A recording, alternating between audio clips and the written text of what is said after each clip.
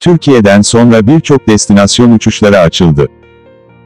Türkiye'ye dönük uçuş yasağını 22 Haziran itibariyle kaldırmaya karar veren Rusya, başka ülkeler için de benzer kararlar aldı. Rusya Federasyonu Koronavirüs Operasyon Merkezi Kıbrıs, Bulgaristan, İtalya, Ürdün gibi Rus turistler için popüler olan başka ülkeleri de uçuşa açarken, Yunanistan'a dönük uçuşları da genişletti. Rusya'nın yeni uçuş kararları şöyle. ABD, Moskova-Washington, Moskova-New York, haftada 2 sefer. Belçika, Moskova-Brüksel, haftada 4 sefer. Bulgaristan, Moskova'dan Sofya, Burgaz ve Varna'ya haftada 4'er sefer. Yekaterinburg-Burgaz, Yekaterinburg-Varna, Mineralnie-Vodi-Varna, Samara-Burgaz, Burgaz, Rostov-on-Don-Varna, Rostov-on-Don-Burgaz, haftada 1'er sefer. Ürdün, Moskova'dan Amman ve Akabe'ye haftada 2'şer sefer.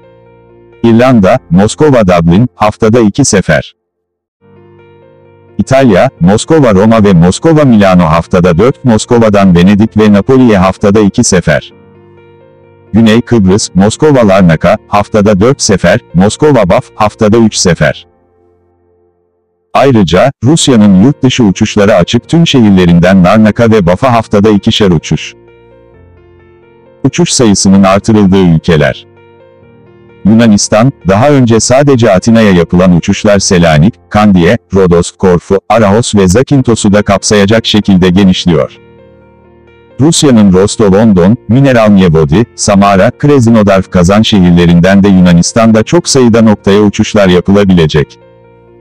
Yunanistan uçuşlarının genişlemesi, 28 Haziran'dan itibaren başlayacak.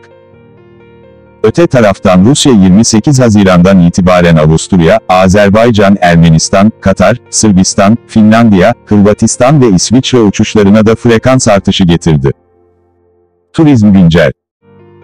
Kanalıma abone olmayı ve bildirim zilini açmayı unutmayınız.